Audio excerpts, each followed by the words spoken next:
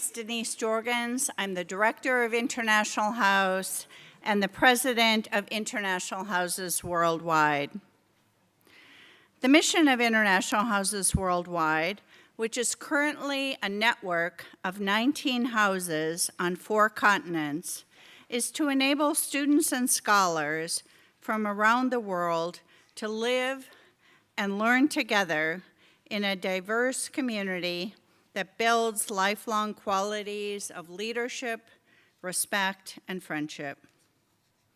Here at International House of Chicago, this mission is achieved by daily interaction among our students, through our unique facilities and residential life activities, and through our internationally focused public programs, both here on campus and around the world, designed to foster diversity of thought and experience. This evening's program is one of over 200 held here at International House. And this is a special year for us as we celebrate our 85th anniversary. And now to begin our program, I'd like to introduce Bernie Rogers, the Emily H. Fisher Professor of Literature Emeritus at Bard College at Simon's Rock, and one of the event alumni club co-hosts who will begin tonight's program. Thank you all so much for coming.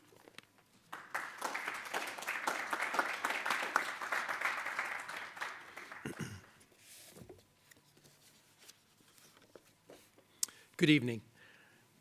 I'm a member of the board of the Alumni Club of Chicago, and on behalf of the university and the Alumni Club, I want to welcome you to tonight's lecture, How to Prepare for the 2020 Election by William Josephson, and say a few words about the Alumni Club, the Electoral College, and Bill Josephson. First, though, I want to take a minute to acknowledge and thank the people who made this event happen tonight. From the Alumni Association, Charmaine Owens, Lisa Warschauer, and Hart Weitzelbaum. From the university, and particularly the International House Global Voices program, which is co-sponsoring this, Mary Beth DeStefano. And finally, Bill's assistant, June Little, who was the person we worked with most in trying to put this together. The alumni community in Chicago is, not surprisingly, the largest in the alumni program at the University of Chicago, with 106,000 alumni, parents, and friends. It's a very active organization with multiple events every week, and its 26-member board and 10 event volunteers hosted 100 events last year. If you'd like to become more involved in the Alumni Association and join this group, please find me or one of the other board members who are here to learn more. And could I ask the board members who are here to stand up, or if you're already standing, raise your hand so people can see for a second who you are. Okay.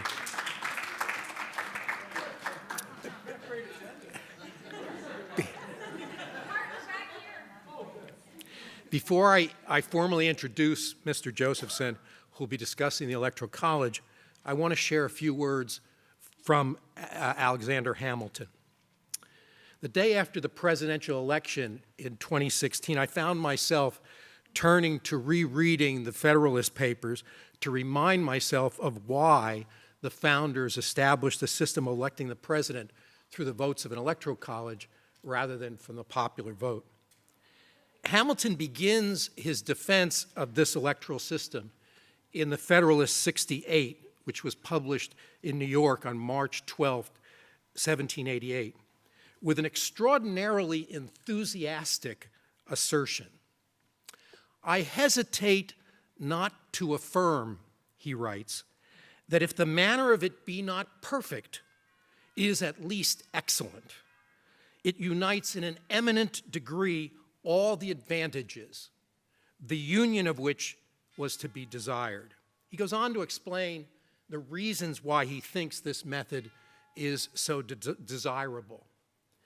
That the immediate election should be made by men most capable of analyzing the qualities adapted to the station, that this would afford as little opportunity as possible to tumult and disorder, that it would ensure every practical obstacle should be opposed to cabal, intrigue, and corruption, and that the executive should be independent for his continuance in office on the people themselves. And he concluded with the following quote and prediction. This process of election affords a moral certainty that the office of president will seldom fall to the lot of any man who is not in an eminent degree endowed with the requisite qualifications.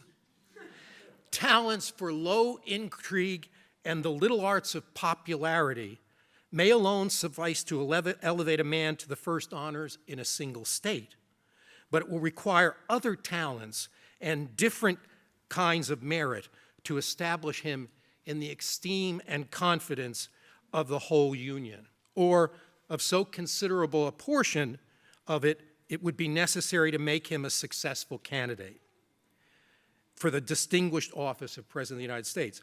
It will not be too strong to say that there will be a constant probability of seeing the station filled by characters preeminent for ability and virtue. And this will be thought no inconsiderable recommendation of the Constitution by those who are able to estimate the share which the executive in every government must necessarily have in its good or ill administration. The results of the 2016 election, or the 2000 election, led to a lot of discussion about the wisdom of the Founders' Plan, and this leads us to tonight's speaker and subject. Bill Josephson has lived a long life of distinguished service to the law, to the public interest, and to the University of Chicago. In his 60-year career, his achievements have been so varied and his accomplishments so numerous that it isn't possible to summarize them adequately in just a few words. I thought I'd just mention a couple of things that are striking to me. As an attorney, he was a partner at Fried, Frank, Harris, Schreiber, and Jacobson from 1967 until his retirement in 1999.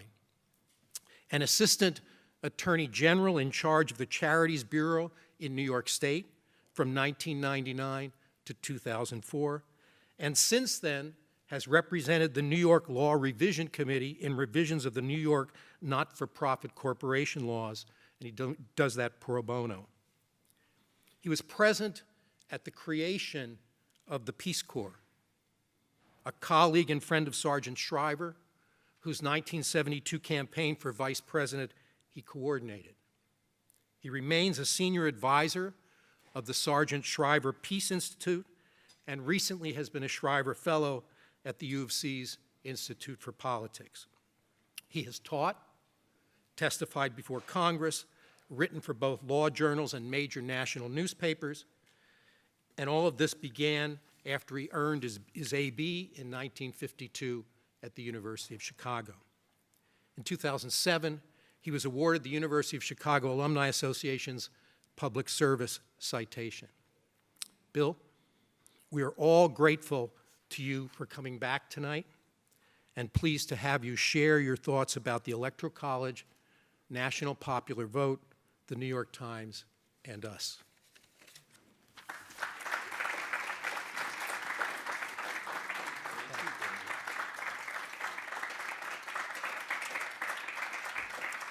So two comments. You know, we'll get to the substance, but what Hamilton said is pure hokum. and what Bernie Rogers said is also pure hokum.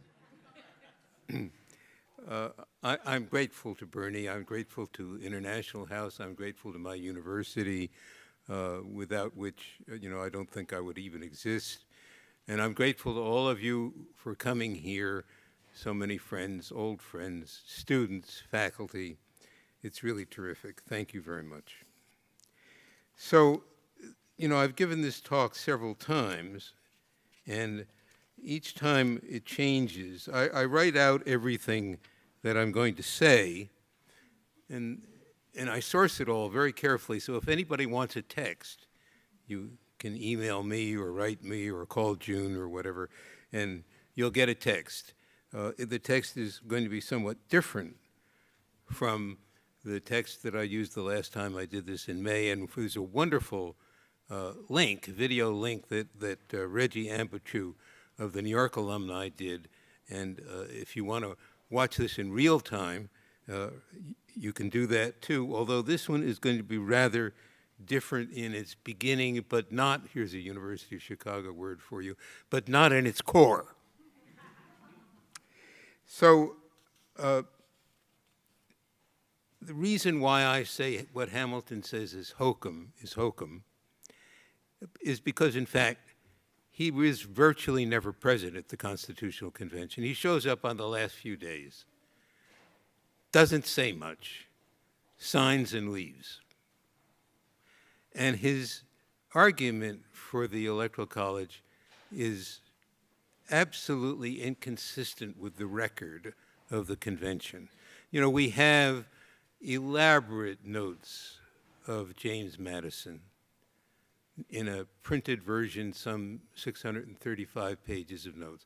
We have elaborate records in all of the volumes that Farron put together, 4 volumes. And Hamilton is virtually a non-participant. The college was the second most controversial issue in the convention, the second most. Does anybody know what was the first most controversial issue? Slavery? No, not at all. Virtually never mentioned in the convention. Virtually, you take my word for it, except for the discussion of the 20-year prohibition on importation. First most debated issue was the constitution of the Congress, whether it should be 1 house, 2 houses, and if it were to be 2 houses, how the 2 houses would be constituted. The college was not settled until the very last moment. The convention appointed a committee to settle the issue, and the committee came back with a recommendation that was unanimously rejected. They appointed another committee, a committee of 11 it was called, to consider various outstanding issues. And the germ of the college is in the report of the Committee of 11. And it goes through several transformations. Originally, for example, it was thought that the electors would actually meet as a group. And then the convention realized that that would be impractical. But the germ of the thought was that the states would elect the president. Not the Senate, not the House, not the Senate and the House in joint session, not, for God's sakes, the people.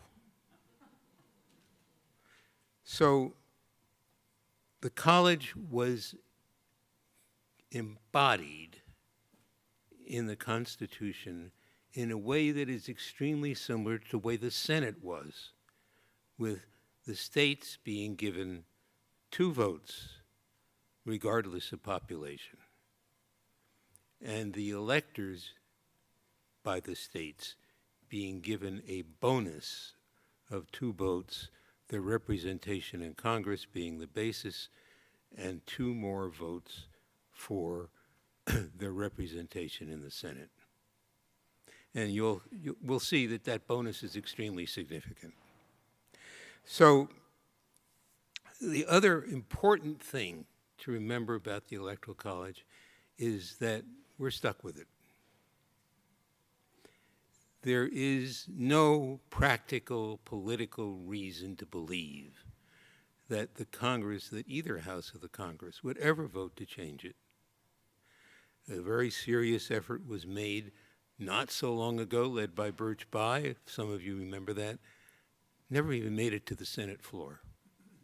Never even made it to the Senate floor. Was never considered by the House. And the thought that three-fourths of the states would ever willingly surrender their bonus is, if I may say so again, hokum. So the question becomes, are there things that can be done to improve its functioning? There actually are a lot, and I've been importuned over a long career now. Since 1980, I've been looking at these issues. To write a book about all of the problems with electing the president that we haven't solved, and there are many. And finally, I've decided that nobody else has written it, I have to, so that's my next project. The discussion tonight will focus on something called national popular vote. Does anybody know what national popular vote is? No one? Yeah, well, maybe there's a hand way back there. Yes, would you like to explain national popular vote to us? So we could all hear it? You mean the National Popular Vote Plan, the Interstate Compact? Yeah. Yeah, want me to explain it? It's an identical... Well, actually, this is the problem. When you raise your hand, in the University of Chicago, you get called on. It's an identical bill passed in state legislatures, which says that once enough states have passed the compact to have between them 270 electoral votes, then it comes into effect. And when it comes into effect, those states that have passed it will award their electoral votes to the winner of the national popular vote, not the winner of their state popular vote. Well, that's pretty good. National popular vote certainly does depend on the states entering into a compact. That's the essence of it. And it depends on states holding a majority of the Electoral College joining that compact. That's the essence of it. And the compact is that the states that join the compact will vote regardless of how their states may have voted in the popular election, will vote for the winner of the national popular vote. The compact doesn't discuss issues like, does that mean a majority? Does that mean a plurality? Does that mean how much of a plurality? But that's the essence of it. And the essence of it is exceedingly flawed. It is not at all clear that the provisions that roughly half the states make to bind their electors to vote for a president in accordance with the vote of their own states is in fact enforceable. Not at all clear. There's a very important and confusing Supreme Court case on that, Ray against Blair, and the jurisprudence that surrounds that issue is more than I intend to go into tonight. So, if it's not clear, how is the National Popular Vote Compact to be enforced? Who can enforce it? Provides no enforcement mechanism whatsoever.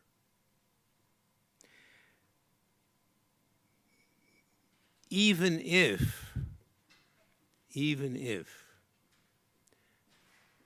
electors do not vote in accordance with the compact, the counting of the electoral votes is still the responsibility of the Congress. The electors' ballots are transmitted to Washington. They're transmitted to the President of the Senate. The President of the Senate opens them in joint session, and Congress then counts them. Well, do they count votes that aren't in accordance with state binding statutes? Roughly half the states purport to bind their electors one way or another. Do they count votes, for example, in 2016?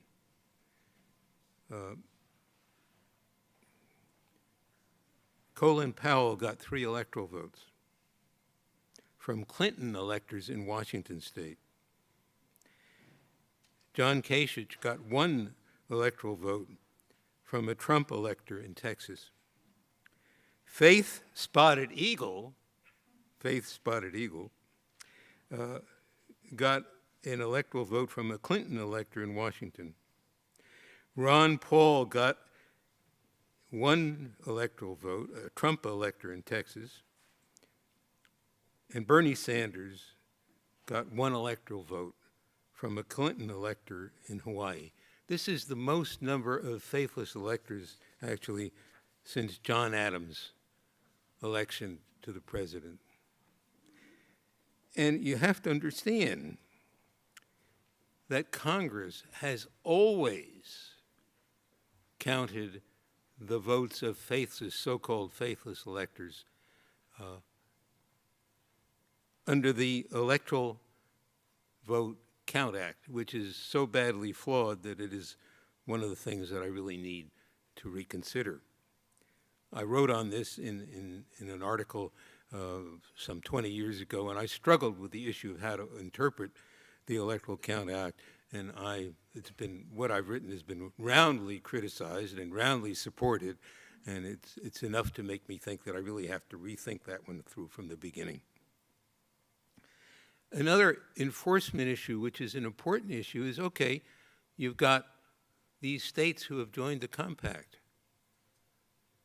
Can a state that is a member of the compact sue to enforce a state that has joined the compact but then departs from it? Who knows?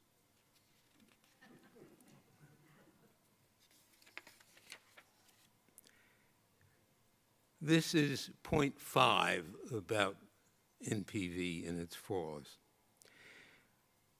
Article 4 of NPV says that any state may withdraw from the compact, but only before the popular vote presidential election.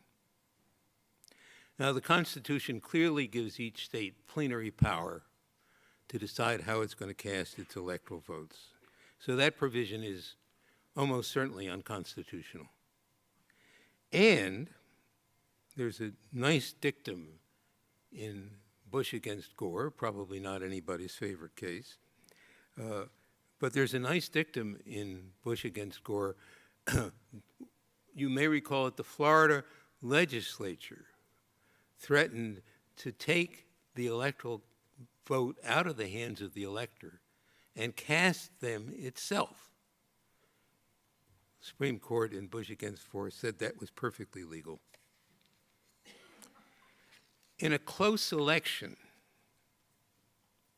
the popular vote may well be disputed, as it was in Florida. So what happens if those disputes are not resolved, as they almost were not in Florida, before the electors are supposed to vote? The national popular vote sheds no light on that at all. The District of Columbia is given 3 votes under national popular vote, even though the legislative history of the 23rd Amendment is crystal clear that the District of Columbia should not be considered a state for any purpose except the purpose of casting its 3 electoral votes. And Congress, in enacting the 23rd Amendment, made it clear that if the District of Columbia wished to bind its electors, it could. And in fact, the District of Columbia has enacted statute that is very similar to other state statutes, which requires the District of Columbia electors to take an oath that they will support the winner of the popular vote in the District of Columbia.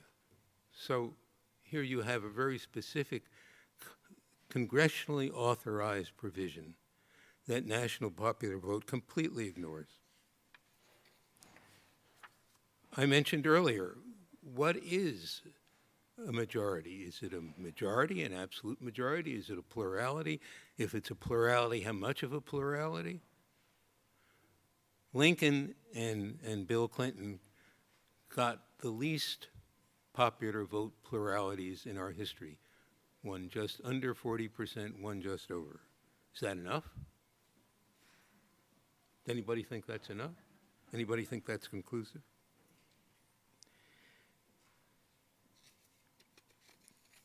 The Constitution very clearly gives, as I've said, the state legislatures the power to decide how the electors are to be appointed and how they are to vote.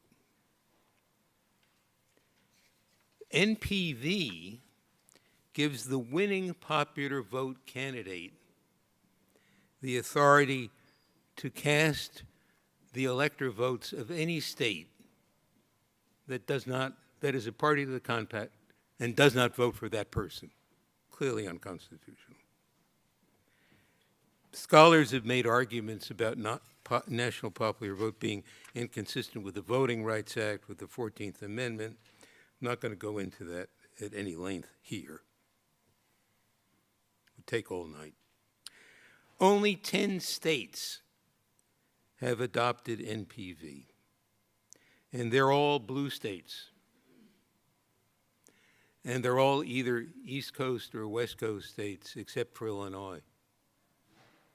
And no state has adopted NPV in 5 years. And many states have rejected it. The NPV website doesn't deign to tell us how many states have rejected it. What's significant, of course, as one might expect, is that not a single red state, not one, has ever adopted NPV. And you wouldn't expect them to.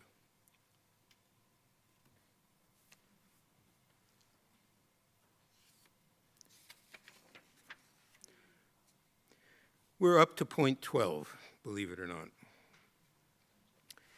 The 11 largest elector states, California, Florida, Georgia, Illinois, Michigan, New Jersey, New York, North Carolina, Ohio, Pennsylvania, and Texas, have exactly 271 electoral votes among them, a majority, a bare majority. Now, today, of course, it would be unlikely that all of them would vote for the same presidential candidate. But the point is, even if they would not now, they could someday.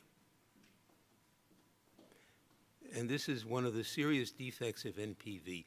NPV assumes that its majority is static.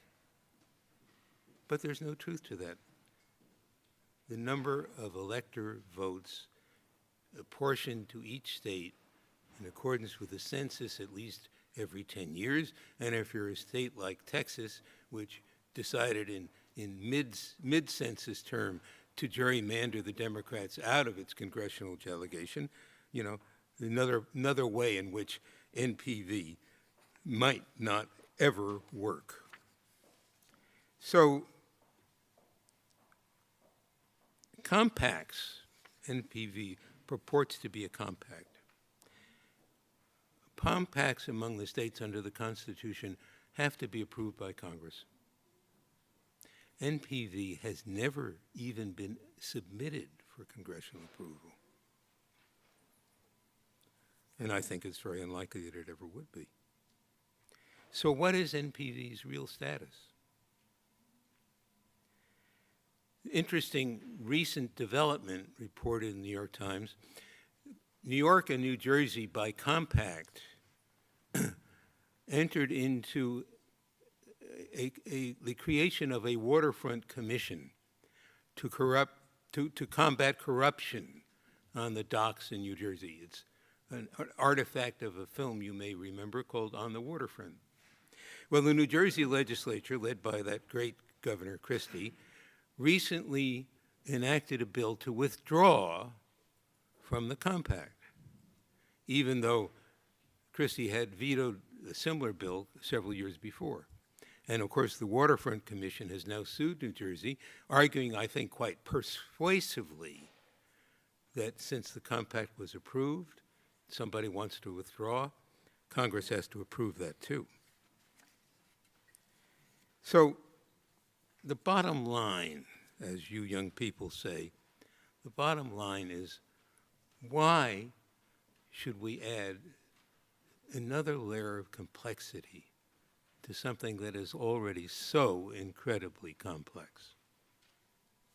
Yet, the New York Times, the Washington Monthly, have recently reaffirmed their support for a national popular vote. Now, it's not that the Times doesn't know what the story really might be, because I've written it countless times to this effect.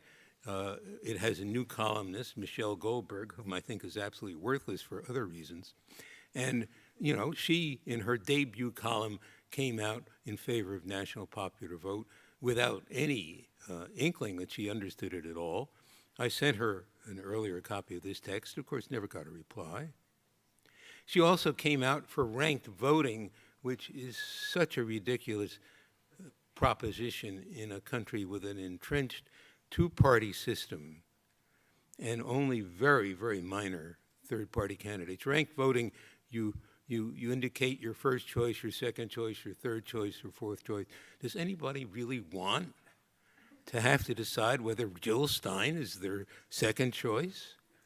I mean, you know, ranked voting works in countries like Australia, would work in Germany, where there are significant multi-parties, nationwide multi-parties, but it wouldn't work here.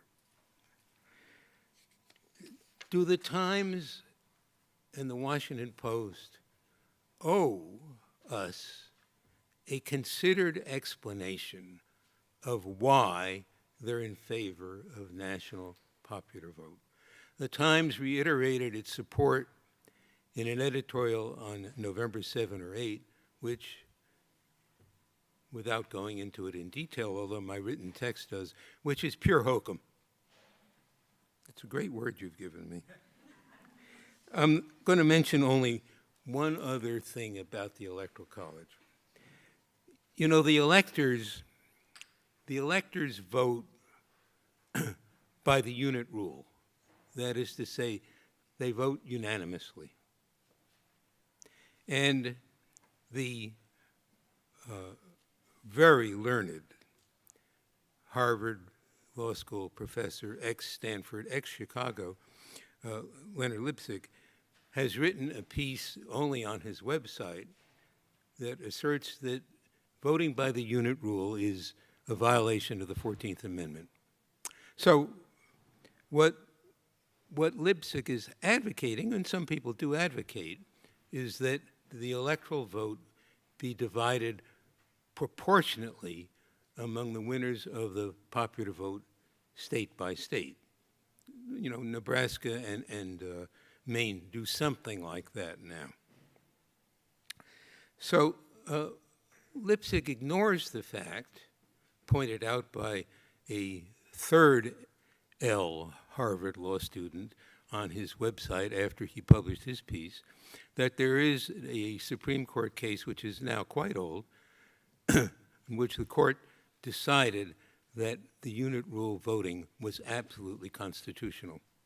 So, you know, I sent my section on this issue in a prior talk to Lipsig asking for comment. No response. But I do want to say that there are two studies that, for me, give serious pause, should give serious pause to anybody who wants the electors to vote proportionally.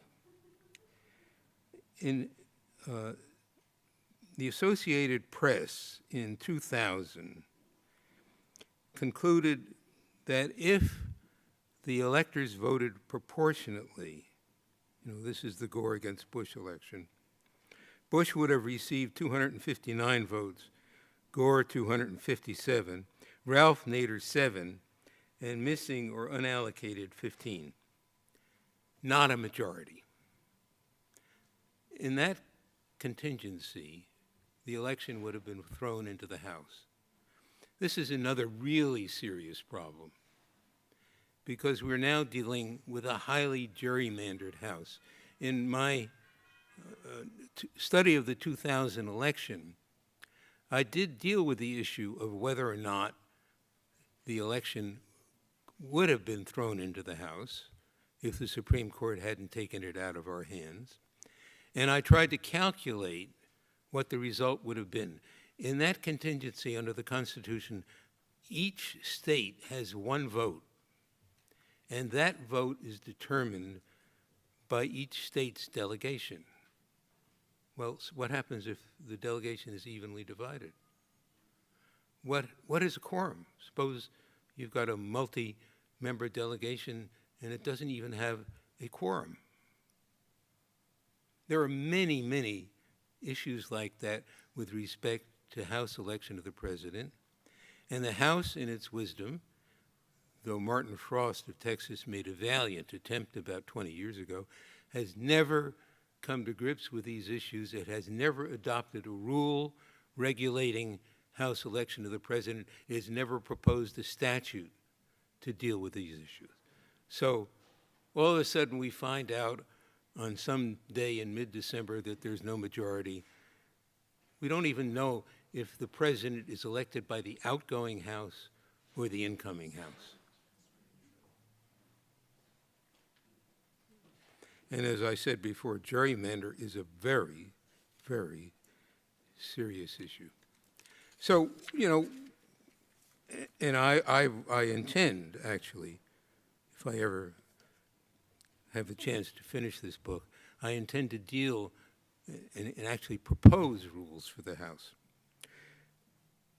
There is another study of the 2016 election by Jerry Simmons, and under his allocation, Trump would have gotten 267 votes, Clinton 270, a bare majority.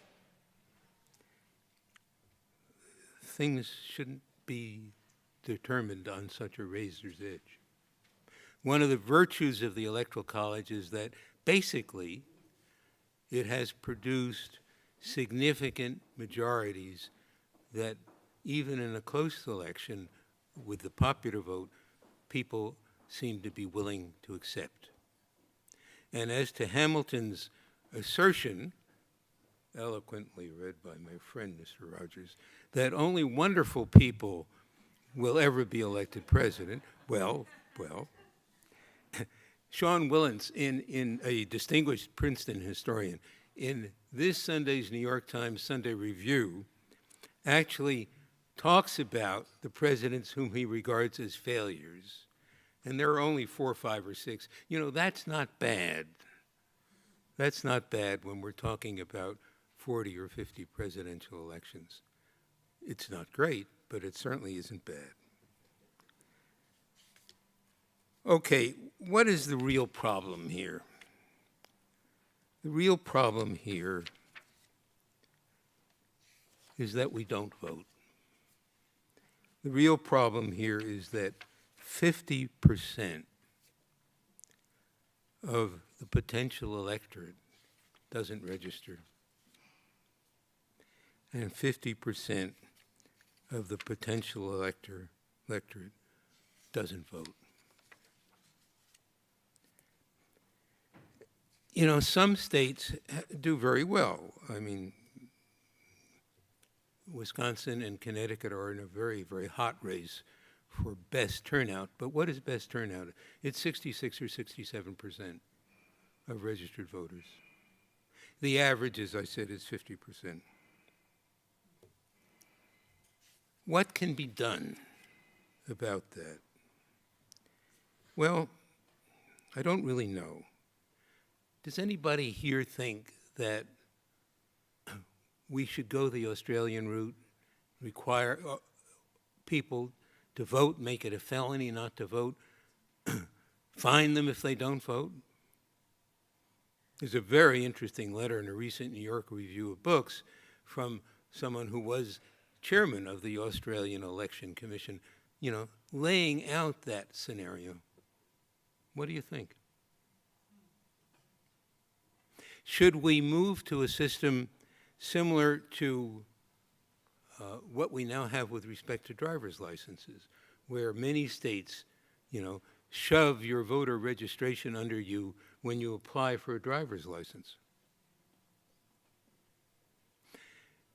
should we do that with respect to selective service? You know, men are still required, I don't know how many actually do, to register for selective service as they turn 18 and to carry their draft card. I still have my draft card. And suppose when you registered for selective service, you were automatically registered to vote. Congress could pass such a statute.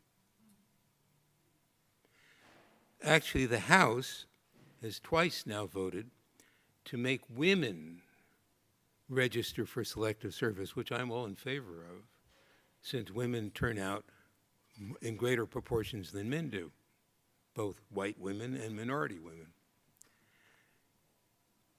That died in the Senate, but the Senate did create an electoral commission to deal with that issue. That's an opportunity. But basically, if any of you remember Pogo, one of his great lines was, "We have met the enemy, and it is us." Thank you very much.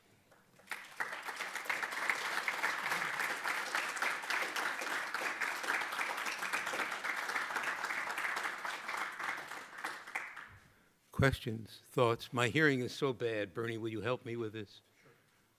Questions, thoughts, comments? Making voting day a national holiday? Making voting day a national holiday. Making voting day a national holiday. That's an interesting idea. He's already got it. It's not a bad idea. Probably a good idea. Yes. Why not? But do you think that would increase turnout? I'm sure people wouldn't actually go on vacation. Don't know. I think it's hard for some people to work that into a work day. Yeah, I think that it is. And of course, the more important issue, I think, Henry, is different voting hours. I mean, the polls in New York stay open till 9 o'clock. Polls in Connecticut close at 6. Congress can regulate that. Raise your hand if you'd like to ask a question, and the young woman will bring you the microphone. Bernie, we need to use the microphones because we're filming this. If we could use the microphones for the film. Yes, yes, sir. Okay. Do happy you to think do that. after, So what is the question, Bernie? yes. Do you think after 200 and some years, we possibly should have a constitutional convention on a national level? Could we have a constitutional convention on the national level after 200 years? Sure, and it would repeal the First Amendment and strengthen the Second Amendment. And it probably would abolish the 14th Amendment. Other than that. Any other questions? What do you think the Supreme Court should do about gerrymandering in the Wisconsin case that's come We're going to through? find out about that very soon. And you may have noticed that yesterday the Pennsylvania Supreme Court held that Pennsylvania's gerrymandering was political gerrymandering and was unconstitutional. Justice Stevens, a very fine judge, in a recent book called Six Amendments, came out very, very strongly for the court holding political gerrymandering unconstitutional, which is kind of ironic since Stevens' position on this issue when he was a Supreme Court judge was contra. And I actually wrote him a letter, which a friend of mine who's on the Supreme Court passed to him, saying, okay, this is a very interesting comment, but you don't really need a Supreme Court decision. Congress actually repealed, you can't believe this, but this is the nature of our congressmen, in 1932, a statute that required congressional districts to be compact, equal, and contiguous. All you have to do is reenact that statute. But the Supreme Court of that day, in an act of incredible courage, said that was within the Congress's power. So, Congress can deal with this issue if it wishes, but it clearly does not wish. And whether or not You know, Justice Roberts will decide that history is really concerned with how good a judge he is and side with the majority on this, the potential majority on this issue. I don't know. You know, Roberts' decision in the Obamacare case is so hard to fathom. I mean, for him to assert with the minority that health care cannot be regulated in the United States, our third largest industry, under the Commerce Clause is really, here's that word again, hokum. But then, of course, he tries to salvage his reputation correctly by saying that Obamacare can be justified under the tax power. If you spend your life, as I do, dealing with judges, you get used to this kind of stuff. More questions? Yes, please. Would you comment on the requirements for ID for voting? We're going through a phase, and I do detail this in the written text that I prepared for this. We're going through a phase where obstacles to voting are becoming rampant. You know, President Bush appointed an Electoral Honesty Commission, one of his first acts, and he appointed the Secretary of State of Kansas, who continually asserts without any evidence that millions of people vote illegally. And then, without any public notice, just the other day, Bush signed another executive order abolishing the commission. Well, what's behind all that? Does anybody know what's behind all that? But at least that was a step in the right direction. Other questions? Could you explain your handout? Yes. Oh, All yes. right. I can explain my handout. It has to do with the Times editorial, which I chose not to go into because I thought it would take too long and would be too difficult to explain. But the Times asserts, without any support at all, that the Electoral College was a product of concerns about slavery. Now, except for the importation clause, there is not a word in Madison's notes about slavery, and certainly nothing in the discussion of the Electoral College. But I decided to take a look at what the distribution of population was. And so you'll see the left-hand column is the census's estimate of what the population of the 13 colonies was in 1780. The second column is the 1790 census. And the third column is the apportionment in the Constitution where the framers themselves made guesses as to what the Electoral College should be in the 1788 election, the first election. And I think just a glance at this shows you what is unquestionably true, that the Electoral College is a product of the fears of the small states being dominated by the large states. You'll see almost all the small states except Georgia are concentrated in the north, and you'll see all the large states are pretty evenly distributed.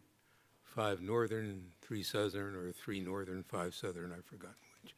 So I intended the chart to give the lie to the Times assertion that the Electoral College had anything to do with issues of slavery. Sir? Yes. There's a misalignment here. Yes, I know. I know. Virginia. I know. For that line. I know. And that's where When I keep telling Secretarial Service, please align, they don't align. What can I do? I'm only a retired partner. and in the second line, Delaware, of course. Yes, I know. I'm well aware. Boy, have I ever tried to straighten that out. Okay. Right. Thank you again. I hope you think it was worth it.